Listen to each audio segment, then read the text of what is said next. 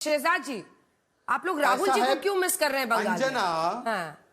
He is our star campaigner. वो हमारे star campaigner है। बिल्कुल बर्लिन और हनोई से फ्रेश होकर वो बंगाल जाएंगे, हमारे लिए पूरा कैंपेनिंग करेंगे। और देखो मीता जी भी कितना मंद मंद मुस्कुरा रही है। शी ऑल्सो नोज, उनको भी पता है कि जैसे राहुल आएगा वैसे टीएमसी और बाकी इनकी सारे दलों की जो है सिट्टी पिट्टी गुल हो जाएगी। पर मैं सीरियस नोट पे बोलना चाहता हूं। देखिए अंजना जी, सीरियस नोट पे, अंजना सीरियस नोट पे, अरे आप राहुल जी से प्रेस कॉन्फ्रेंस करवाइए, अरे प्रेस कॉन्फ्रेंस करवाइए। सुनिए, जस्ट 10 सेकेंड मीता जी, 10 सेकेंड, केवल 10 सेकेंड। अंजना जी, मेरी पार्टी सभी लोगों के लिए बात करे। मेरी पार्टी के फाउंडर श्यामा प्रसाद मुखर्जी हमारे जनसंघ के फाउंडर बंगाल से, पर मैं सांप्रदायिक हूं। ये आईएसएफ के साथ जाकर रिश्ता कर दे, ये सेकुलर हो जाते हैं। रेवंत रेड्डी बोले कांग्रेस मुस्लिमों की पार्टी है, वो सेकुलर हो जाते हैं। कोई बोलता है कि भाई मुस्लिम वोट बैंक के चक्कर में बाबरी जिंदाबाद बोलेंगे और उसको अरेस्ट नहीं करेंगे, वो सेकुलर हो जाते हैं। जागो मां गाने वाली सिंगर को पीटा जाता है और उन पिटाई करने वाले लोगों पे कोई कार्रवाई नहीं होती वोट बैंक के नाम पर मैं सांप्रदायिक कहलाता हूं।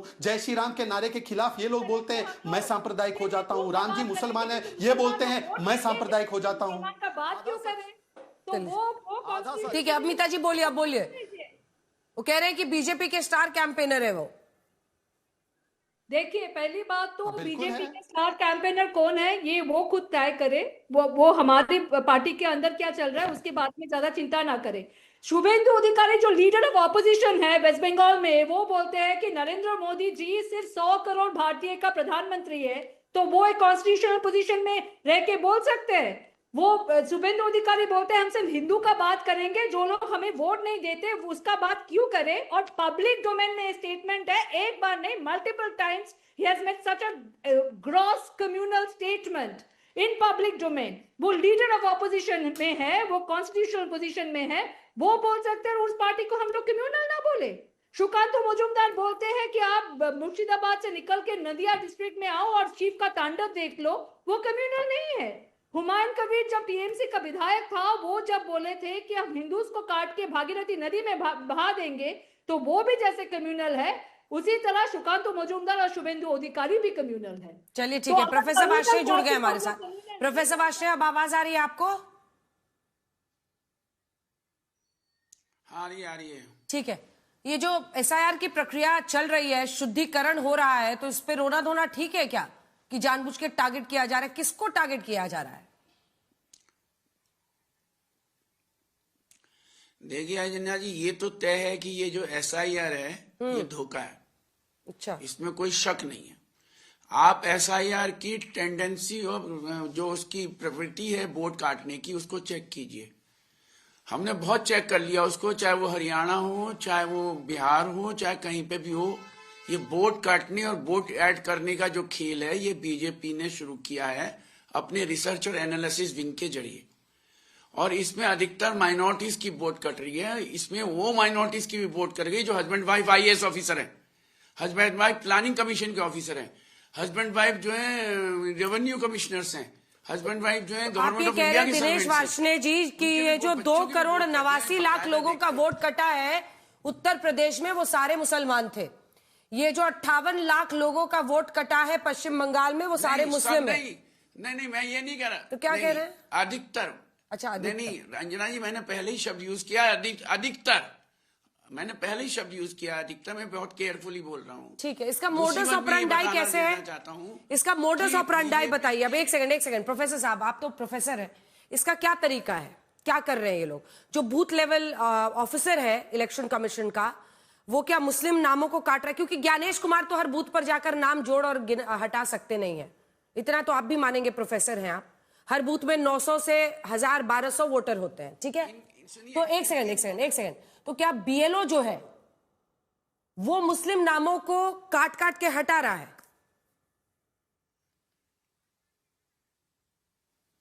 देखिए, मैं आपको एक बात बताता हूँ। हाँ।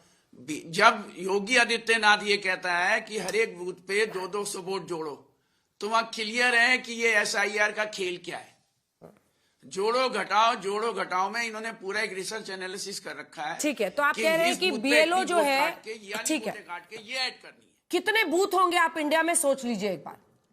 प्रोफेसर साहब पॉइंटेड सवाल कर रही हूँ, पॉइंटेड सवाल है, एक सेकेंड। कितने बूथ हैं इंडिया में, आप कल्पना कर लीजिए, क्योंकि इतने जो वोटर्स हैं, एक बूथ में 900 से 1200, ज्यादातर 900 से 1000 वोटर ही हैं, ठीक है। अब बीएलओ रिस्पॉन्सिबल होता है वोटर लिस्ट के लिए, वहां पर ना वहां पर ज्ञानेश कुमार बैठ के बूथ लेवल पर वोटर का नाम जोड़ते हैं, घटाते हैं, ना कोई और करता है, बीएलओ करता है ना। तो क्या कर रहा है बीएलओ? ये जो रिसर्च एंड एनालिसिस विंग है बीजेपी का, वो क्या कर रहा है बीएलओ के साथ हर बूथ पे?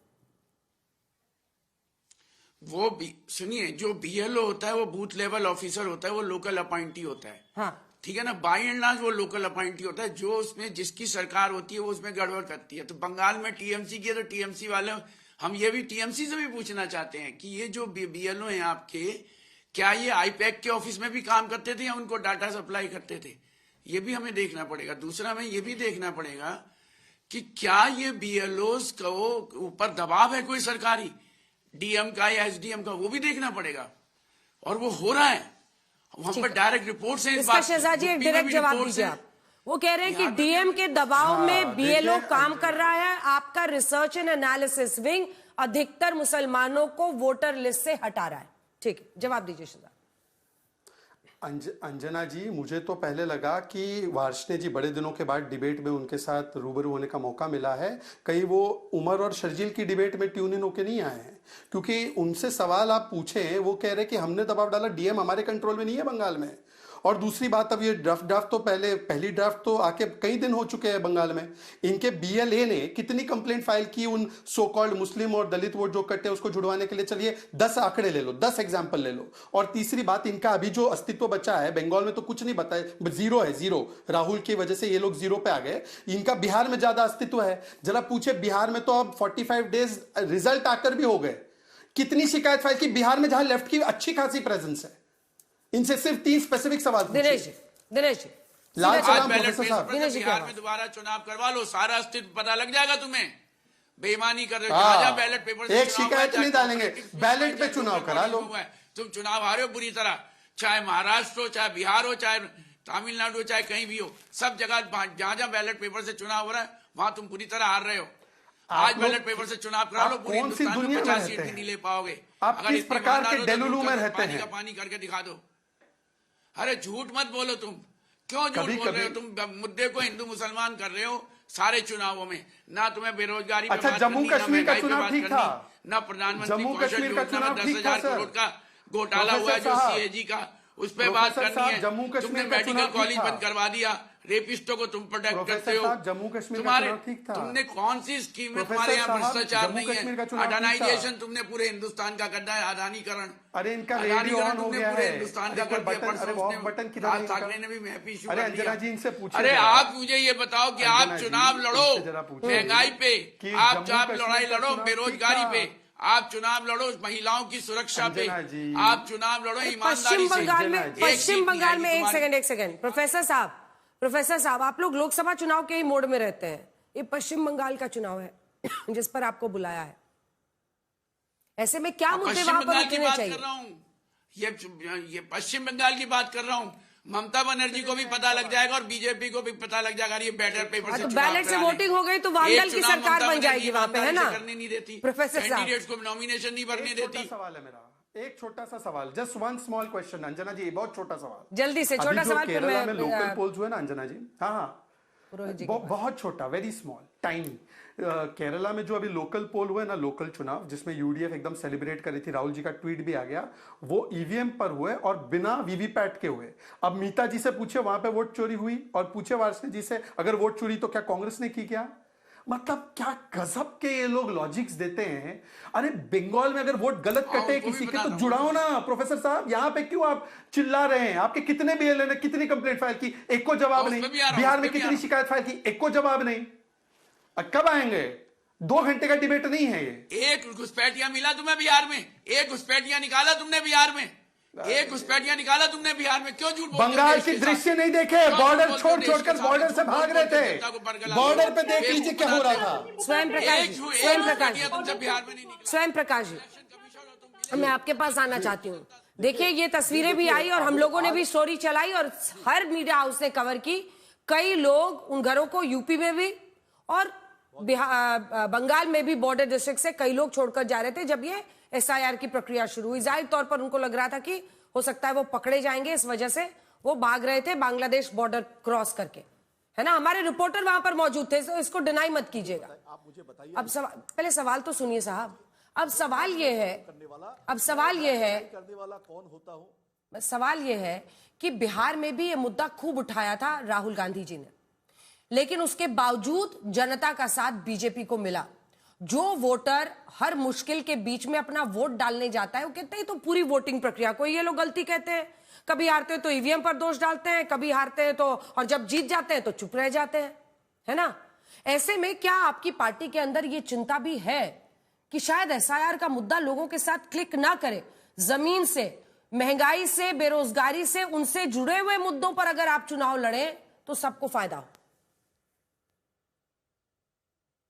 नहीं, एसआईआर के मुद्दे पर हम चुनाव नहीं लड़ रहे हैं। हम चुनाव, हमारा जो चुनाव होगा वो पश्चिम बंगाल में हमारी जो नीतियां है, हमने जो काम किए हैं पिछले 15 साल का, हमारा उन्नयन और पांचाली घर घर तक, उसकी रिपोर्ट कार्ड घर घर तक जा रही है। उन्नयन और पांचाली 15 साल में ममता बनर्जी की जो स्कीम्स है, जो काम किए ममता बनर्जी ने, वो घर घर तक जा रही है। एक एक एवरी हाउस तक हमारे कार्यकर्ता, हमारे नेता, हमारे मंत्री, हमारे सांसद पहुंचा रहे हैं। मैं आपको कुछ नाम बोल रहा हूं। अश्विनी, कूच बिहार जिले के ये नाम है, अश्विनी अधिकारी, शिवानी अधिकारी, काजिमा खातून, अलीमुन बेवा, मुकुल देव, करमाकर मुर्शीद, आलम अब्दुल और अजीबुर रहमान। ये 10-12 लोगों के नाम हैं जिनको कूच बिहार जिले के अंदर में हमारे नेता अभिषेक बनर्जी ने स्टेज पर खड़ा करके दिखाया है कि ये सब लोग, इनका जन्म कूच बिहार जिले में हुआ, मगर इलेक्शन कमीशन ने उन्हें मृत घोषित कर दिया। इलेक्शन कमीशन की जो ये प्रणाली है, उस पर सवाल उठा रहे हैं कि किस तरह से ये धांधली कर रहे हैं। जो आज पकड़ेगा इनकी तो यही है कि फेज 1 में इन्होंने जो काम किया, लोगों के नाम कटवाने की बात, उसमें ये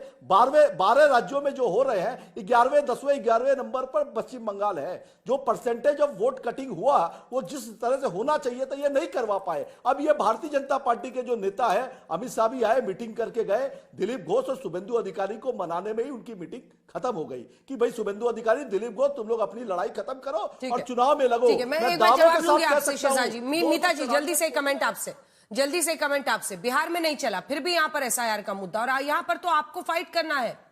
यहां पर तो खुद ममता बनर्जी के, एक बार जल्दी से चला दीजिए। ममता बनर्जी ने खुद जो 2005 में कहा था, इस पर जवाब दीजिएगा मिस्टर पुरोहित, जल्दी। It's a very serious matter, and when this matter will be discussed, sir, please let us know. That has been already disallowed by the Honorable Speaker. Why it is disallowed? Please tell me the cause, sir. Why it is being disallowed? Sir, it is in Bengal, that's why. He belongs to Bengal. No, sir. This is not fair, sir. This is not fair, sir. Very objectionable. If you disallow this, casting as I want to know it, sir. You want to know it? No, sir. I want to know it. जब इस स्वरूप इलाज बांग्लादेशी घुसपैठियों के ही मुद्दे पर वो इतनी आक्रामक थी, पता नहीं कितने लोगों ने मॉनिटर देखा और वो पेपर तक उन्होंने फेंका था। देखिए, हम लोग कोई नहीं चाहते कि यहाँ पर घुसपैठिया आके हमारी स्टेट का फाइनेंशियल रिसोर्सेज के ऊपर एक्सेस करे। सुनाई दे रहा है अंजना जी? पर ये तो सेंट्रल होम मिनिस्टर का रिस्पॉन्सिबिलिटी है कि इतनी घुसपैठिया आए कैसे। पहली बात तो ये, आप लोग फेंसिंग कंप्लीट क्यों नहीं करते? अगर जरूरत पड़े तो सुप्रीम कोर्ट में चले जाइए, जुडिशरी का हेल्प ले लीजिए। और नंबर 3, जो घुसपैठिया है उनका संख्या बता दीजिए। ठीक है पुरोहित जी, जल्दी से कमेंट आपसे इस पर, जल्दी से पुरोहित जी, जल्दी से। 2005 वाले बयान पे, जब बांग्लादेशी घुसपैठिया, उनको सबसे बड़ा मुद्दा मिल रहा था क्योंकि वो बाकी पार्टियों के लिए, लेफ्ट और कांग्रेस के लिए वोट करते थे। 1947 1971 में देश में बहुत लोग आए, उसके बाद भी आए, अभी भी आते हैं। त्रिपुरा बॉर्डर है, पश्चिम बंगाल के अलावा भी और भी बॉर्डर है जहां से लोग घुसते हैं। रही बात फेंसिंग की, जो आप करते हैं, फेंसिंग का मामला बीजीपी और बीएसएफ, बांग्लादेश की जो सिक्योरिटी एजेंसी और बीएसएफ के बीच का मामला है। आज विदेश मंत्री जाते हैं, फुटबॉल का खेल चलता रहेगा। अंजना जी, बहुत खतरनाक प्रैक्टिस दिख रही है। ममता बनर्जी 2005 में स्पीकर पर फाइल फेंक देती हैं और आज वो कह रही किसी का कुछ नहीं घटेगा, किसी का कोई नाम नहीं कटेगा, किसी का कोई अधिकार नहीं जाएगा। मतलब समझ नहीं, इस देश के लोगों को समझना चाहिए कि अगर घुसपैठिया हमारा वोटर बन जाए तो फिर कोई चिंता नहीं। ये सारा खेल ही है। और मैं तो बहुत कई बार लगता है कि कम्युनिस्ट कितने कंफ्यूज हो गए हैं। प्रोफेसर साहब कह रहे हैं हरियाणा में हुआ, महाराष्ट्र में हुआ। अरे भाई, महाराष्ट्र के बाद ही तो राहुल गांधी ने कहा था, जिसके बाद एसआईआर शुरू हुआ। एसआईआर न तो हरियाणा में हुआ था, न महाराष्ट्र में हुआ, बिहार में हुआ। 65 लाख लोग उसमें से बाहर हुए जो अलग अलग जल्दी से 2 लाइन का कमेंट। देखिए, उन्होंने कहा कि हम घुसपैठियों के खिलाफ है। मीता जी ने बोला गैस सिलेंडर देने की बात गुलाम मीर ने की थी, जो बंगाल के इंचार्ज है अभी। सैम पित्रोदा और सैयदा हमीद का स्टैंड हमको पता है। और अच्छा है ममता दीदी की पार्टी ने ये नहीं बोला कि ये एआई वीडियो है। अंजना जी जैसे 2 एक एआई। वक्त इतने की इजाजत देता है। आप सभी का बहुत धन्यवाद हमारे साथ जुड़ने के लिए हल्ला बोल में।